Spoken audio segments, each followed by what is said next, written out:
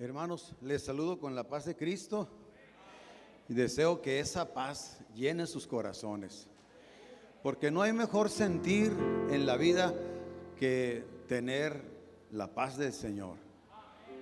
A veces las circunstancias, los afanes, las preocupaciones, las enfermedades nos generan una ansiedad, nos generan temor y estamos nerviosos, estresados. Pero cuando la paz de Cristo llega, aleluya, sentimos que Dios está con nosotros y que no hay problema, no hay necesidad más grande que no se pueda resolver en el nombre poderoso de Jesucristo, aleluya. Y no hay mejor lugar para encontrar la paz que la casa de Dios. Dice un salmo, ¿verdad? Anhela y aún ardientemente desea mi alma los atrios de Jehová.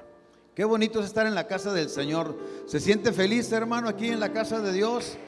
¿Se siente contento de estar alabando el nombre del Señor? Aleluya. Pues no se cohíba, usted déle libertad a la adoración. Alabe al Señor con todo su corazón. Aleluya. Fíjese que pensando en cómo esta situación se ha transformado, porque el año pasado pues los adultos mayores no era recomendable que vinieran a la casa de Dios, y a los jóvenes y a los adolescentes se decía que el virus no les hacía nada, y efectivamente todo el año pasado pues los jóvenes que se enfermaron no les pasó nada. Mis hijos se enfermaron conmigo. No sé quién los contagió, si yo a ellos o ellos a mí, pero ellos tuvieron pues que se les fue el olfato y el gusto y no les pasó de ahí. Y a mí me pegó neumonía. Pero ahora, hermanos, que los adultos ya estamos vacunados, pues dicen que el virus mutó y que ahora sí les afecta a los jóvenes. Y hay jóvenes que están muy graves, jóvenes que murieron. He estado pensando en esta pandemia y he estado pensando en el juicio de Dios, porque el hermano Modesto que nos predicó en la campaña que tuvimos hace poco, él comentó esto que le estoy diciendo yo, que después de las elecciones se aprobó una ley donde aquí en Sinaloa donde se autoriza que se puedan casar hombres con hombres, mujeres con mujeres. Y él en su opinión dijo, eso a Dios no le gustó y por eso llegó la tercera ola a Sinaloa y le está afectando a los jóvenes. Y dijo él, porque son los jóvenes los que más toleran ese tipo de prácticas inmorales. Y yo he estado pensando, bueno, entonces quiere decir que Dios nos está juzgando. Y preparé un mensaje sobre el tema, los juicios de Dios. Y hay algo que me hizo reflexionar y está en Génesis 18, la historia donde Dios le dice a Abraham que va a destruir Sodoma y Gomorra. No voy a predicar de Sodoma y Gomorra, pero me llamó la atención, hermano, que Abraham le dijo a Dios una pregunta. Está en Génesis 18, 23. ¿Destruirás también al justo con el impío? Esa es la pregunta que hizo Abraham a Dios. Cuando Abraham se enteró que Sodoma y Gomorra iban a ser destruidas, le hizo esa pregunta a Dios. ¿Destruirás también al justo con el impío? Y luego dice el 24, quizás haya 50 justos dentro de la ciudad. ¿Destruirás también y no perdonarás al lugar por amor a los 50 justos que estén dentro de él? Y luego le dice a Abraham, verso 25, lejos de ti el hacer tal que hagas morir al justo con el impío y que sea el justo tratado como el impío, nunca tal hagas. el juez de toda la tierra no ha de hacer lo que es justo. Y esto a mí me estremeció, hermanos, porque el texto dice, el juez de toda la tierra. Y me puse a pensar cómo nosotros los predicadores modernos no nos parecemos mucho a los predicadores de los tiempos bíblicos. ¿Por qué? Porque los predicadores modernos muy poco hablamos del juicio de Dios. Ignoramos ese tema porque no atrae a la gente. Es antipopular. Pero fíjese cómo en la Biblia dice que los predicadores antiguos trataban ese asunto de manera constante y lo trataban con extrema urgencia. Sí, tanto en el Nuevo como en el Antiguo Testamento se enfatiza mucho en la realidad de que Dios es juez de la tierra y que Él hace juicios a los hombres. Ahora escuchamos mucho sobre la gracia, sobre el perdón, sobre la misericordia, la bondad de Dios. Y amén, Dios es bueno, Dios es misericordioso, Dios nos ama, Dios nos perdona. Pero si no les digo que además de ser un Dios bueno, también es un juez justo, les estaríamos mintiendo. Porque sí, hermano, Él es nuestro Salvador, pero también es nuestro juez. Y aunque no nos guste escuchar que Dios hace juicios, tenemos que predicar de eso. Es nuestra responsabilidad. Tenemos que hablarles de las dos facetas de Dios. Así es que lamento mucho, hermano, que no vengas o que no vayas a escuchar un tema que te halague, un tema que te haga sentir bien, un tema que te hable de puras cosas bonitas, pero mi responsabilidad es hablarte de todo lo que dice la palabra de Dios. Y les invito a orar para que tanto yo como ustedes podamos recibir esta palabra en esta hora. Amén, hermano. Oramos a Dios. Padre celestial, vamos a tocar un tema que no es muy popular, que no es muy atractivo, pero que sin duda es muy necesario. Te pido, Señor Jesús, que nos guíes, que sea tu Espíritu Santo para que hablemos este tema como a ti te agrada, Señor, como debe ser predicado, como es para tu honra y para tu gloria. En el nombre de Jesucristo, aleluya, amén. Gloria al Señor. Así es que los juicios de Dios en la Biblia, hermanos, están por todos los libros del Antiguo y Nuevo Testamento. Desde el Génesis, ¿cómo comienza la historia? Cuando Adán y Eva pecan y enseguida el Señor los juzga y les hace un juicio a tal grado que los expulsa del paraíso. Los saca del jardín del Edén. Luego más adelante en la historia antigua dice que en los tiempos de Noé la gente se olvidó de Dios y se volvieron pecadores violentos. Y entonces el Señor juzgó a esa generación y en el juicio que hizo la condenó con un diluvio universal. Pero si seguimos leyendo la Biblia, hermano, vamos a encontrar pues que dos ciudades se pervirtieron a tal manera que el Señor se hastió de ellas y ya no más las toleró. Sodoma y Gomorra fueron destruidas por Dios por causa del pecado que ellos estaban cometiendo. Y el juicio de Dios fue con fuego del cielo. Tremendo, hermano. ¿Sí? Incluso más adelante en el Éxodo encontramos cómo Dios juzgó a Egipto por tratar mal a su pueblo. Juzgó al faraón y a la casa del faraón. Y en el juicio de Dios les castigó con 10 plagas para que el pueblo de Dios saliera libre de Egipto. Aleluya. Y así podemos seguir, hermanos, en el Antiguo Testamento.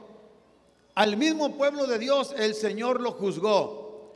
Y primero castigó al reino del norte, a las 10 tribus del reino del norte. Y el pueblo de Asiria se las llevó cautivos. Y ya no se sabe de esas tribus qué pasó con ellos. Después el Señor juzgó a las tribus del sur. Y entonces vino Nabucodonosor, rey de Babilonia, y se los llevó presos a todos al cautiverio allá en Babilonia. Y alguien me dirá, hermano, pero son puros ejemplos del Antiguo Testamento. En el Nuevo Testamento es el tiempo de la gracia. Amén. El Nuevo Testamento es tiempo de la gracia. Pero ¿no han leído el libro de los Hechos? ¿No conocen ustedes la historia de una pareja que le echó mentiras al Espíritu Santo? ¿Cómo se llamaban? Ananías y Zafira. Le mintieron con la ofrenda que ellos estaban ofreciendo a Pedro, y sin darse cuenta estaban mintiendo al Espíritu Santo, y murieron en el mismo acto de ofrendar. Primero murió Ananías, y después cayó muerta su mujer Zafira. Incluso la Biblia habla de que cuando Pablo estaba predicando en Chipre, le estaba hablando el procónsul Sergio Pablo, y había ahí un funcionario que era mago, que era brujo, y que le estorbaba a Pablo en la predicación. Y como le estaba resistiendo a Pablo, Pablo lo reprendió, y el juicio de Dios cayó sobre esa persona, y la persona quedó inmediatamente ciega. ¿Saben cómo se llamaba ese mago? Elimas. Estamos hablando de ejemplos del Nuevo Testamento. Por eso, hermano, no debemos nosotros pasar por alto que Dios es Salvador, amén, pero también es un juez justo, y juzga y castiga la maldad nuestro Dios. Por eso, mire, lea ahí en Hebreos capítulo 12, versículo 21 al 23, y ahí dice que era tan terrible lo que se veía que Moisés dijo: estoy espantado y temblando. Y en el verso 22 dice: sino que os habéis acercado al monte de Sión, a la ciudad del Dios vivo, Jerusalén la celestial, a la compañía de muchos millares de ángeles, a la congregación de los primogénitos que están inscritos en los cielos, a Dios el juez justo, a los espíritus de los justos hechos perfectos. O sea, aquí ¿en qué congregación estamos? Es la iglesia. Nuestros nombres están inscritos en el libro de los cielos, pero esta iglesia, hermano, tiene a un juez que es un juez justo, y es el juez de toda la tierra. Ese juez se llama Jesucristo. Alabado sea su nombre, aleluya. Y sí, Él es el Salvador, pero también es un juez que, hermano, hace juicio. Es un juez que está atento a lo que la humanidad y cada uno de nosotros está haciendo. Y no dudo, hermano, que esta pandemia sea castigo de Dios a la humanidad, y también a algunos de nosotros que no hemos estado actuando como Dios lo demanda. Sí, tenemos que ser sensibles, hermano. Porque mire, en Hechos capítulo 12, en el verso 21, Hechos 12, 21, dice que un rey, el rey Herodes Agripa, se sentó para juzgar al pueblo y estaba, dice ahí, vestido de ropas reales y se sentó en el tribunal y les arengó. Pero la palabra arengar la consulté en otra traducción de la Biblia, y la Biblia en lenguaje actual dice: y se sentó en su trono, luego lleno de orgullo les habló. Entonces quiere decir que Herodes estaba ahí juzgando, pero de una manera injusta, corrupta. Estaba hablando de una forma incorrecta, porque un juez debe ser justo. Y este rey estaba actuando de una manera injusta. Y entonces dice el verso que sigue: la gente le comenzó a gritar a Herodes: Herodes Agripa, tú no hablas como un hombre, sino como un Dios. O sea, la gente está diciendo: estás hablando como si fueras Dios y no estás hablando como si fueras un hombre. Y el verso que sigue, el 23, dice que en ese momento un ángel de Dios hizo que Herodes se pusiera muy enfermo. Estoy leyendo la versión lenguaje actual. Porque Herodes se había creído Dios. Más tarde murió y los gusanos se lo comieron. Mire cómo Dios juzgó a ese rey ahí en presencia del pueblo, porque estaba actuando de una manera no agradable delante de Dios. Y no es el Antiguo Testamento, es el Nuevo Testamento, es el libro de los Hechos. Por eso, mi hermano, nosotros debemos saber que el Señor ha establecido los gobiernos en la tierra, las autoridades en la tierra, para evitar que nos desviemos de lo bueno, de lo correcto. Por eso hay autoridades, jueces, gobernadores, el ejército, las policías, toda la autoridad civil, dice San Pablo a los romanos, que son servidores de Dios, y además dice, son vengadores para castigar al que hace lo malo. Fíjese cómo Dios dejó su autoridad, dejó su gobierno, aunque los gobiernos sean personas paganas, incrédulas, pero ejercen la autoridad que Dios les dio.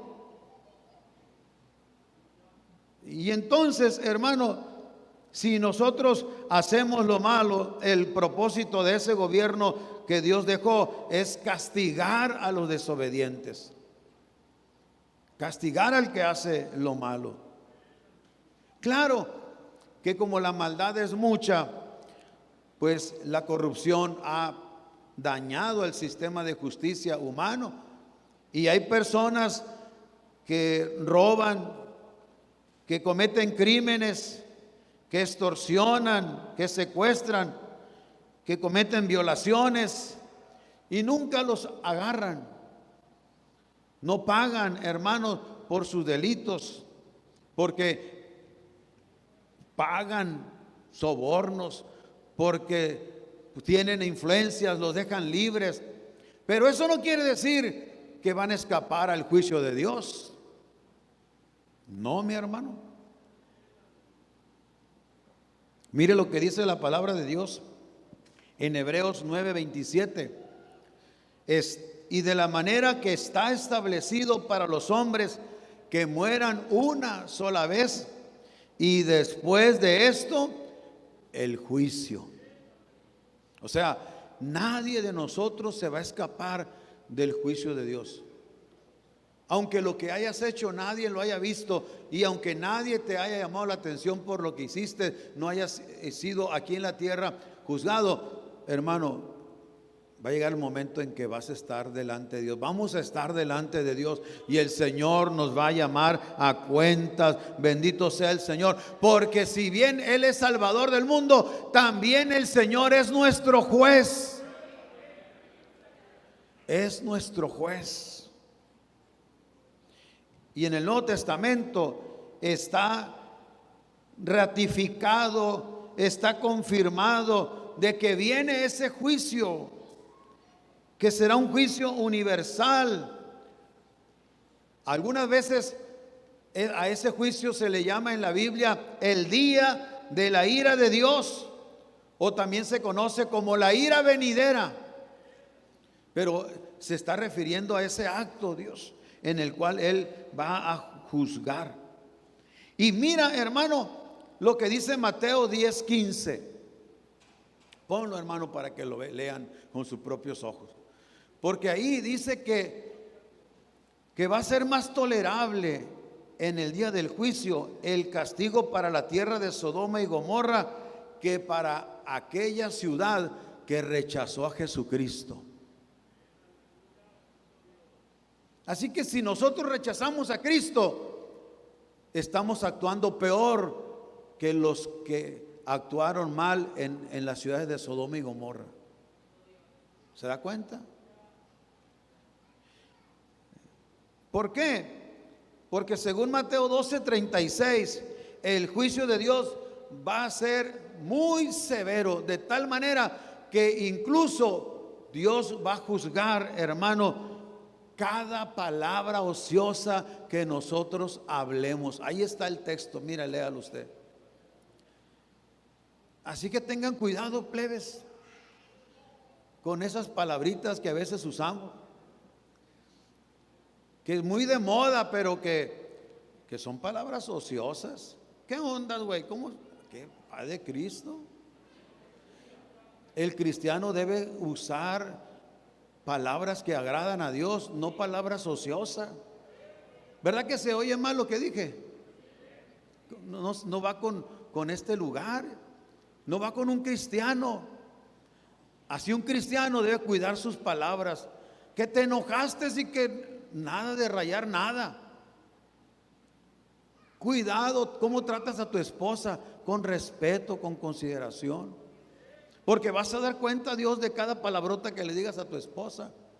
Hermana, no maltrates a tu santo varón. No le digas groserías. Porque de cada palabrota vamos a dar cuenta. Aunque no la digas, aunque las pienses, sangre de Cristo. Sí, mi hermano. Así que el juicio de Dios va a ser muy escrupuloso. Dios nos va a juzgar de una manera muy detallada, porque va a juzgar las intenciones y los pensamientos del corazón, dice la Biblia. Así es que, hermano, tengamos cuidado, porque si nos descuidamos, nos puede pasar lo que dice Romanos 2:5, que nuestro corazón se endurezca y que no se arrepienta. Y entonces, dice aquí, me llama la atención como dice Romanos 2:5, atesoremos para nosotros mismos ira en el día de la ira. O sea, acumules más castigo. Porque hay gente que dice, no, hermano, el pastor te quiere manipular. No, es que cuando los pastores predican del infierno, cuando predican del juicio, es porque quieren controlar a la gente. Y entonces, no, yo no me dejo. Cuidado, porque ese corazón puede estar ya endurecido. Ese corazón puede estar no arrepentido. Si tú cuando oyes del juicio de Dios, cuando oyes del castigo de Dios, en lugar de sentir temor, en lugar de sentir arrepentimiento, te sales por la tangente diciendo, no, manipulaciones, no, nos quieren controlar. Hermano, tu corazón está endurecido y estás atesorando ira para el día de la ira. Por eso es muy importante hablarles, hermanos, de este tema. No, es que Dios nos ama, hombre. Dios nos ama a todos. A ver, no han leído Judas. Es un solo capítulo, pero en el versículo 6 dice que ese Dios que nos ama a todos nosotros, a los ángeles que no guardaron su dignidad, eran ángeles con aureola y alitas y vestidos de blanco resplandeciente, y vivían allá en el tercer cielo, adoraban al Señor en el altar, pero no guardaron su dignidad. Dice, abandonaron su propia morada. Dios los ha guardado bajo oscuridad en prisiones eternas. ¿Para cuándo? Para el juicio del gran día. Yo no veo ni una aureola aquí. ¿No se me ve aureola, hermano? No somos ángeles. Y si a los ángeles el Señor los tiene reservados para ese día, ¿qué irá a pasar con nosotros, que somos pecadores, que somos rebeldes, que nos gusta ponernos en contra de la autoridad y en contra de la voluntad de Dios? El Señor nos ampare. ¿Cuántos dicen amén? Aleluya. Mire, mi hermano, ponle atención, apréndete Hechos 17:31. Ahí en Hechos 17:31 dice que Dios ha establecido un día en el cual juzgará al mundo con justicia por aquel varón a quien designó, dando fe a todos con haberle levantado de los muertos. Aleluya. ¿Qué está diciendo este texto? Que aquel que murió y resucitó al tercer día, Dios lo ha hecho juez y Él juzgará al mundo con justicia cuando llegue su debido momento. Alabado sea el nombre del Señor. Así que Jesucristo es nuestro Salvador, es nuestro Redentor, pero también es nuestro juez, y Él nos salva, pero también es el que nos va a juzgar. Alabado sea el nombre del Señor. Así es que es muy importante que tú y yo lo sepamos para que nos preparemos, para que aquel día no nos reprueben, para que aquel día no nos condenen, porque no podemos ninguno de nosotros evadir la justicia de Dios. No la podemos evadir. Así es que aunque ya no se predique, tenemos que decirlo, hermanos. Aunque no sea muy popular, ni sea un mensaje muy aceptado, aunque haya gente que lo ignore, mi deber como pastor es predicarles la verdad completa, les guste o no les guste, mis hermanos, porque yo tengo un deber delante del Señor y les tengo que decir lo que la Biblia dice. Gloria al Señor. Así que si la Biblia hace referencia a la ira de Dios, pues lo tenemos que decir. Así como hace referencia al amor, a la ternura, a la compasión de Dios, también la Biblia habla del castigo de Dios. Porque mira, hermano, lee Romanos 11:22. Para aquellos que solo piensan en una sola faceta o en una sola cualidad de Dios, que Dios es bondad, que Dios es bueno. No. Romanos 11:22 nos invita para que consideremos que sí, ciertamente Dios es amor, Dios es misericordia, Dios es perdón, pero también Él es severo. Ya está ahí el texto. Mirad pues la bondad y la severidad de Dios. O sea, el mismo Dios es bueno y a la misma vez el mismo Dios es justo y Él es severo. La severidad ciertamente para con los que cayeron, pero la bondad para contigo si permaneces en esa bondad, pues de otra manera tú también serás cortado. Y eso nos debe llevar a tener temor de Dios, porque está diciéndonos el texto que Dios nos puede cortar. O sea,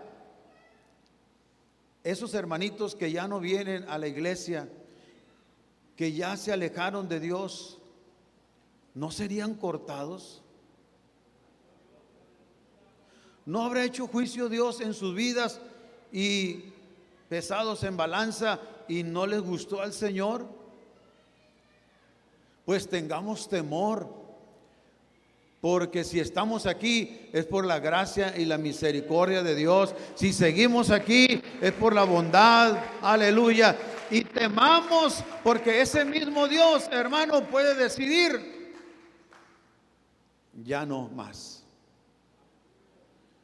Así es que felicítate porque estás aquí en la casa del Señor.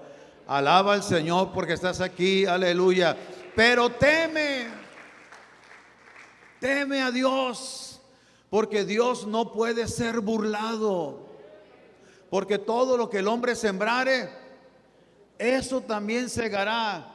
Y el que siembra para la carne, de la carne segará corrupción. Pero el que siembra para el Espíritu, del Espíritu segará vida y segará paz. Dale un aplauso al Señor Jesucristo. Aleluya.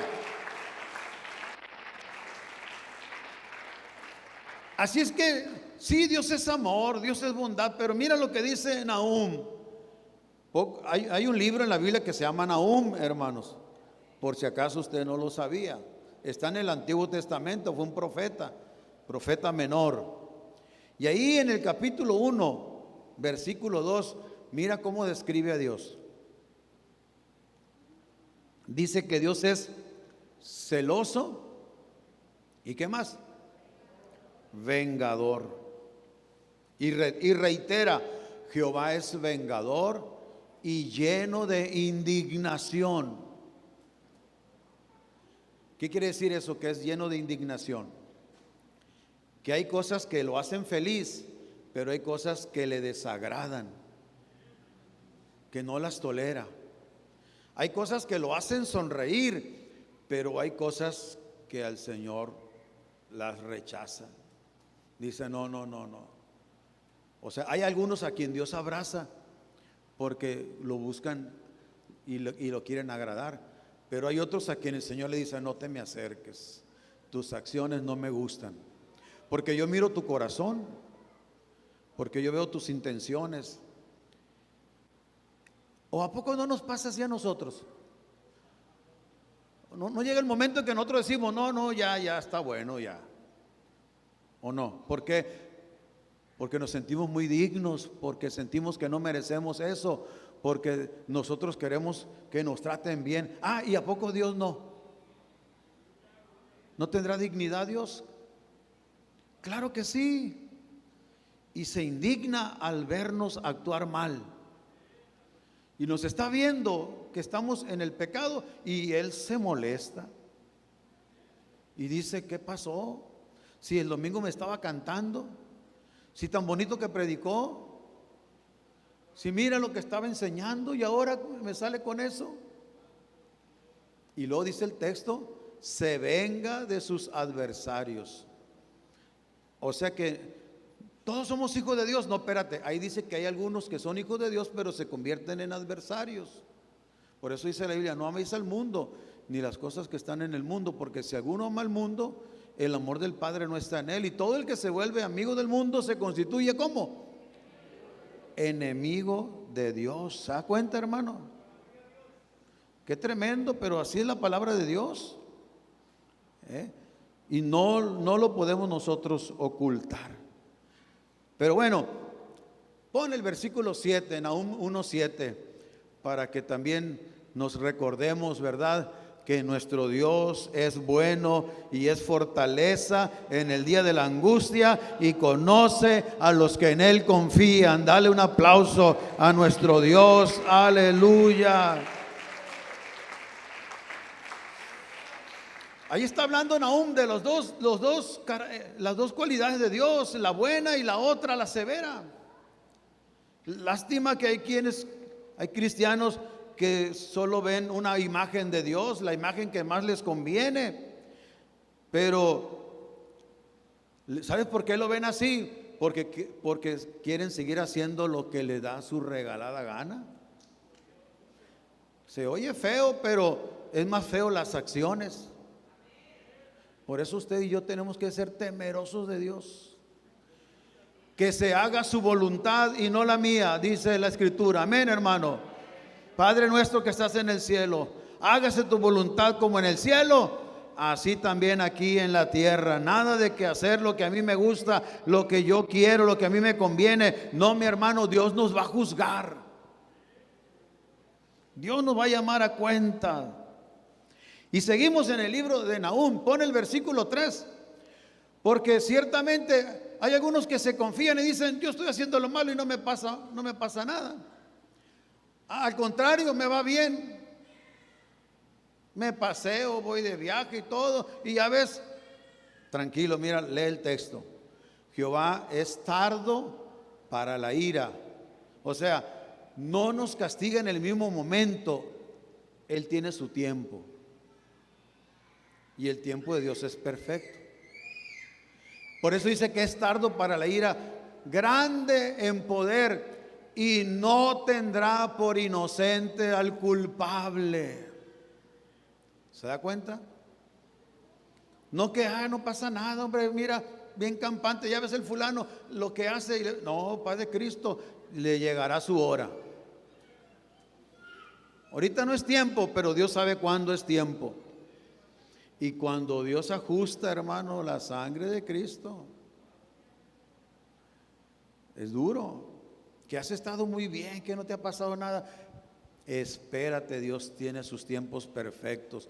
Mejor teme a Dios y arrepiéntete para que ningún castigo venga sobre tu vida. Aleluya. Así es que, mi hermano, ignorar este aspecto del juicio de Dios, del castigo de Dios, es algo que de alguna manera contradice el Evangelio. ¿Por qué? Porque ¿para qué es la predicación del Evangelio? Para salvación. Y si hay salvación, quiere decir que nos está librando de un castigo, que existe un castigo. De otra manera, no fuera salvación si no existiera un castigo, ¿no lo cree? Pero dice la Escritura, para que todo aquel que en él creyere sea salvo. ¿De qué va a ser salvo? Pues de la ira, del castigo. Entonces el Evangelio, la salvación y la condenación van juntas. Prediquen el Evangelio a toda criatura. El que creyere y fuere bautizado, este será salvo, mas el que no creyere será condenado. Entonces no podemos partir el Evangelio, nada más predicar salvación sin advertir la condenación. Tenemos que hablar de la condenación. Entonces Cristo, ¿por qué murió en el Calvario? Pues para librarnos de lo que viene, de las consecuencias del pecado, para salvarnos de la condenación eterna, para que la misericordia de Dios nos libre de las consecuencias del pecado, porque la paga del pecado es muerte, mas la dádiva de Dios es vida eterna en Cristo Jesús, Señor nuestro. Aleluya.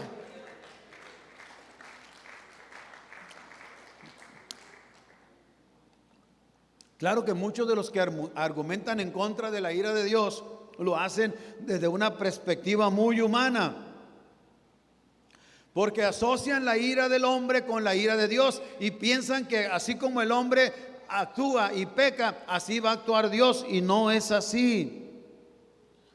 La ira del hombre es descontrol, la ira del hombre es violencia, la ira del hombre es un estallido de enojo. La ira del hombre está causada porque el orgullo del ser humano fue herido y porque tiene un temperamento que no lo puede controlar. Y entonces cuando el hombre actúa impulsado por esa ira, entonces pues comete barbaridades. Pero Dios no es hombre para que mienta. Y Dios no lo afecta igual, hermano. No. La ira de Dios no está causada porque fue herido Él en su orgullo. No, no, no. Porque Dios es santo. Dios no reacciona por impulsos. No, mi hermano. No, no, no. La ira de Dios, la indignación de Dios es justa, es santa.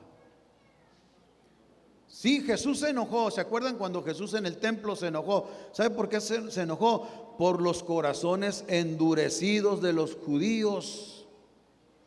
No porque lo insultaron, no porque lo agredieron, no porque lo azotaron, no. Cuando lo herieron, cuando lo azotaron, él se mantuvo como cordero callado, mudo, no abrió su boca. Porque a él no le hiere lo que a nosotros nos hiere, y él no actúa como nosotros actuamos, porque él es un juez justo. Alabado sea su nombre, aleluya.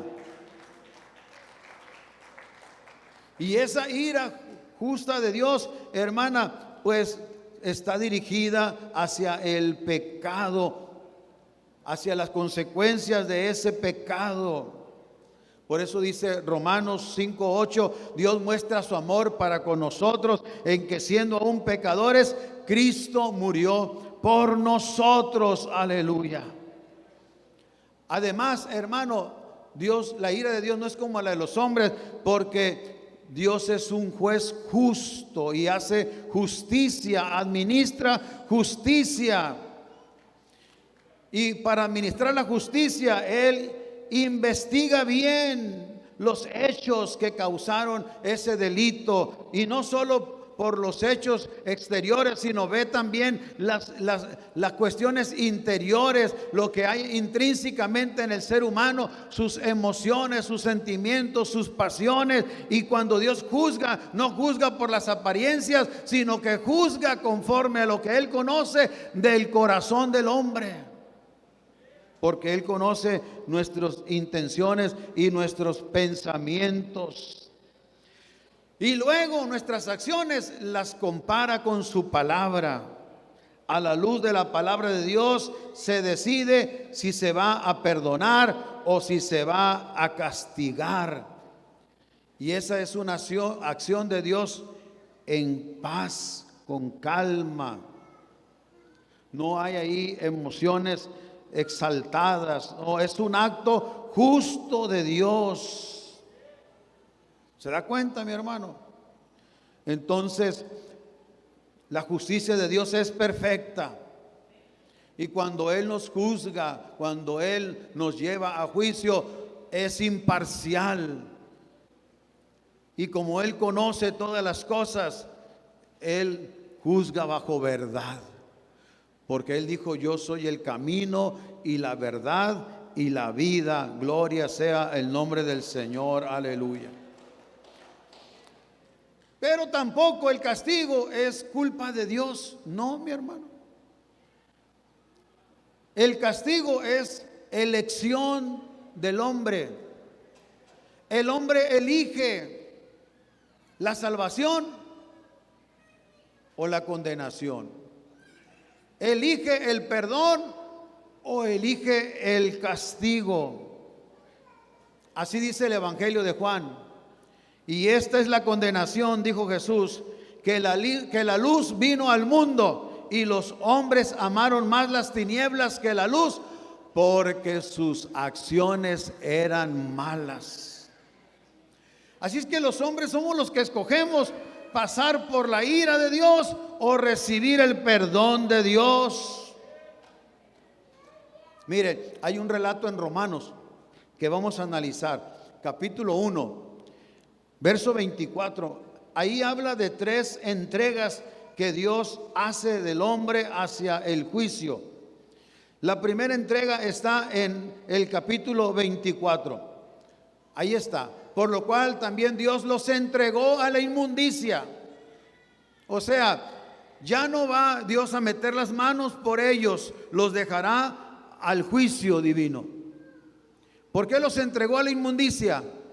Por las concupiscencias de sus corazones, de modo que deshonraron entre sí sus propios cuerpos. Y dice el verso 25, y cambiaron la verdad de Dios por la mentira, honrando y dando culto a las criaturas antes que al Creador, el cual es bendito por los siglos. Amén. Está diciendo que Dios los entregó después de que el hombre eligió rechazarlo clara y contundentemente. Y el hombre decide escoger los ídolos. Y entonces, como el hombre toma esa elección, Dios lo abandona al pecado. Pero sigue el texto en el 26, vuelve otra entrega.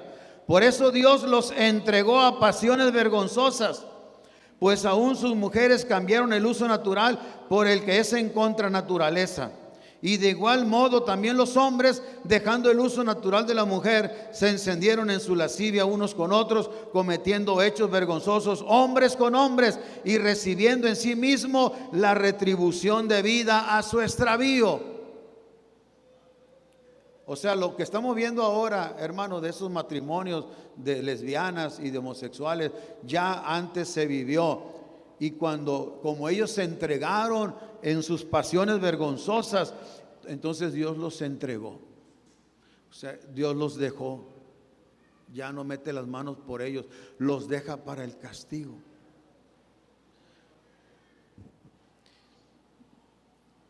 ¿Se da cuenta? Entonces este COVID tiene algo de eso, hermano. ¿Sí? Y el verso 28 habla de la tercera entrega que Dios hace. Y como ellos no aprobaron tener en cuenta a Dios, Dios los entregó a una mente reprobada para hacer cosas que no convienen. O sea, como no aprobaron tener en cuenta a Dios, como dijeron, no nos interesa agradar a Dios, entonces el Señor los deja en sus pensamientos reprobados. Que vivan así, que crean lo que crean, que piensen lo que piensen. El Señor ya no le importa lo que ellos hagan. Y los deja al juicio de Dios. Santo Cordero. Me da temor a mí esto, a ti no, hermano. No es para espantar, es para temer a Dios. Porque Dios los entrega al pecado. Dios los deja para el día del juicio. Los deja que vivan como vivan. Al fin y al cabo, dice el Señor, los voy a juzgar. Dios nos ayude. Dios nos ayude, hermano. Aleluya. Porque debemos temer a Dios y vivir en santidad. Gloria a Dios. Por eso, hermano, quiero terminar con este texto. Primera Tesalonicenses 1:10. Ponlo, hermano, por favor. Porque ahí nos habla de por qué viene Cristo a este mundo. Fíjate lo que dice. Y esperar de los cielos a su Hijo. ¿Cuántos están esperando a Cristo? Estamos esperando que venga otra vez del cielo. ¿A qué viene? El que resucitó de entre los muertos, a Jesús. ¿A qué viene? Dice que nos libra de la ira venidera.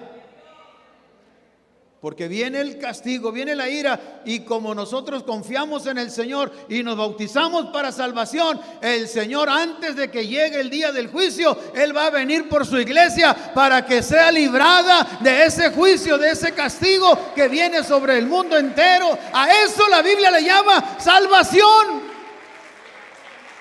Aleluya, fuerte el aplauso para nuestro Señor que nos ama, aleluya. Por eso hay que esperar a Cristo. Hay que esperar al que murió por nosotros, pero resucitó al tercer día, porque Él prometió volver para librarnos del castigo que viene, aleluya. Y luego mire, me llama la atención lo que dice primera de Juan 4:17. Dice que Dios ha perfeccionado el amor en nosotros para que tengamos confianza en el día del juicio. O sea, cuando se establezca ese juicio, va a haber dos tipos de corazones. Los corazones que van a estar temblando, que van a estar atemorizados, que van a estar ahí, hermanos, inquietos, con terror, porque no saben lo que le va a pasar en ese juicio.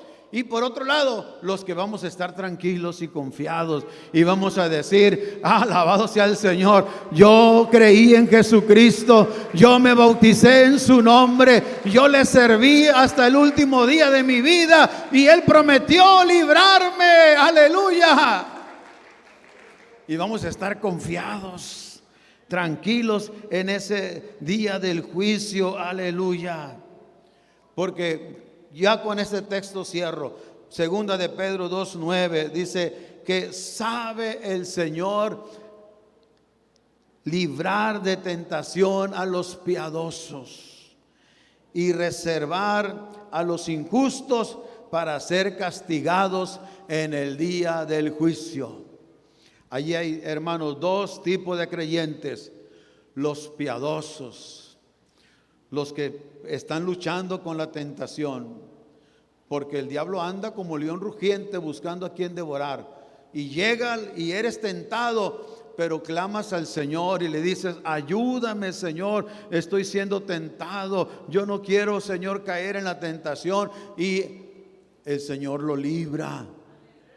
Tú eres de esos, hermanos, de los que están luchando para no caer en la tentación. Aleluya. Le estás diciendo al Señor: guárdame, Señor, en santidad. Ayúdame, Señor. Aleluya. Yo sé que fallo, yo sé que cometo errores, pero aquí estoy, Señor. Aleluya. Yo confío en ti.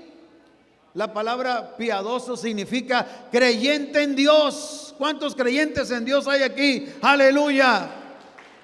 Porque, hermano, los injustos, los que no hacen justicia, los que no actúan como es debido, los que no creen en el Señor, van a ser castigados en el día del juicio. ¿Qué es lo que tú deseas, hermano? ¿Libertad o castigo? Ponte de pie. Vamos a venir al altar. Y mientras se ora aquí en el altar, los que van a ser bautizados pasen a los vestidores aquí atrás para ponernos de acuerdo para bautizar. Mientras aquí se ora, nosotros vamos a entrar en la pila. Yo quiero pedirte que vengas al altar, hermano, a decirle al Señor: Señor, ayúdame a vivir para agradarte, Señor. Yo quiero ser librado de ese juicio. Yo quiero que tú me ayudes. Estoy luchando, Señor. Estoy pasando por momentos difíciles, pero yo quiero que tú, Señor, aleluya, me ayudes. Yo no quiero caer en ese juicio. Hermano, dice la Escritura que el corazón contrito y humillado no lo despreciará el Señor. Aleluya. Hermano, te invito al altar para que ores con sinceridad al Señor, para que busques la misericordia, la bondad de Dios y le digas al Señor: Señor, yo quiero vivir para agradarte, Señor.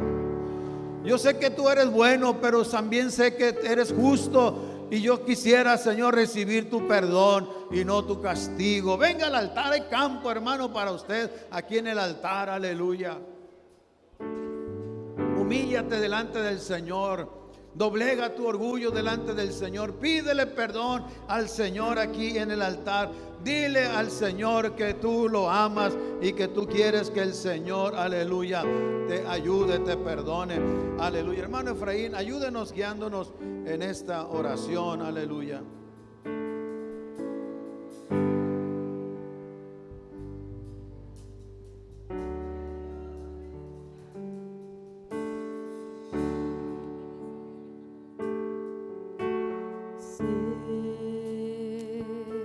Gloria a Dios, aleluya.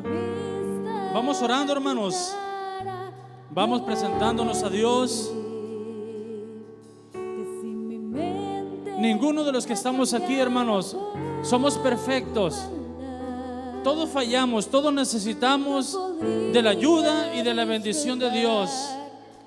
Necesitamos de su fortaleza. Pidámosle al Señor que nos ayude a vencer nuestro carácter, a vencer nuestras debilidades. El Señor conoce nuestras debilidades, y yo creo que ninguno de los que estamos aquí queremos ser parte de ese día de la ira del Señor. Yo creo que nadie de los que estamos aquí queremos ser parte de ese terrible juicio, y este es el tiempo en el que podemos evitar llegar a ese día terrible. Este es el tiempo en que podemos escapar. Este es el tiempo de salvación. Este es el tiempo en que los oídos del Señor están abiertos, están atentos. Estamos en el tiempo de la gracia, donde el Señor no rechaza a un corazón contrito y humillado. Estamos en el tiempo en que no importa cuál pecado hayas cometido, si te arrepientes y te humillas si me arrepiento y me humillo delante de Dios, puedo alcanzar de Él perdón y misericordia y escapar del día de la ira. Bendícenos, Señor Jesús, en esta hora. Te pedimos de tu ayuda, de tu fortaleza. Tú conoces mi vida, tú conoces mi carácter, tú conoces mi humanidad, tú conoces.